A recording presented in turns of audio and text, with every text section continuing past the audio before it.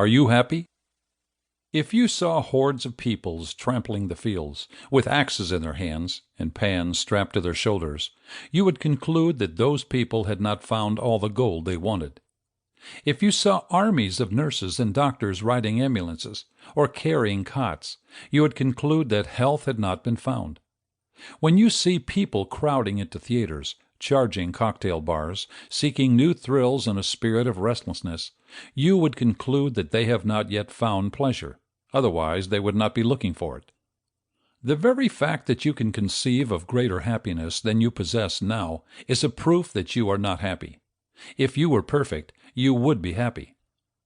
There is no doubt that at one time or another in your life you attained that which you believed would make you happy.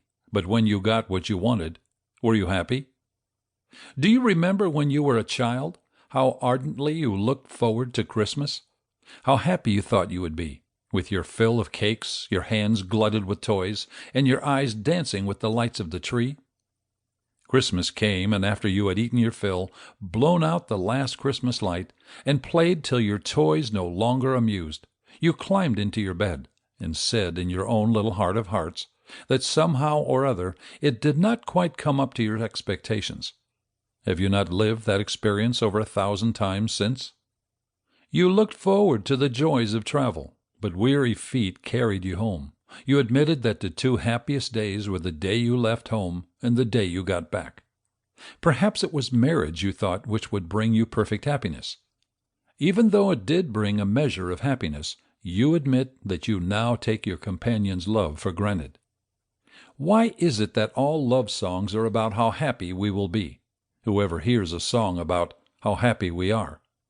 The beloved may be the sun of all delight, but sooner or later someone becomes disillusioned.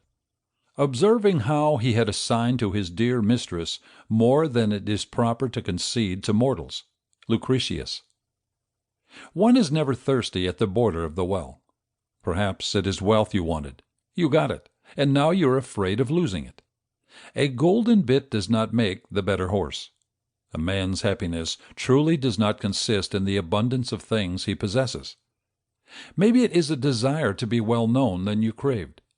You did become well known only to find that reputation is like a ball. As soon as it starts rolling, men begin to kick it around. The fact is, you want to be perfectly happy, but you are not.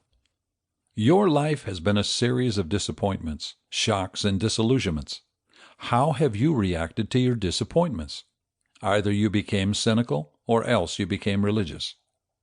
If you became cynical, you decided that, since life is a snare and disillusion, you ought to get as much fun out of it as possible. In such a case, you clutched at every titillation and excitement your senses afforded, making your life an incessant quest of what you called a good time. Or else you reacted to disappointments by becoming religious and saying, "If I want happiness, I must have been made for it. If I am disappointed here, it must be that I am seeking happiness in the wrong places. I must look for it somewhere else, namely, in God."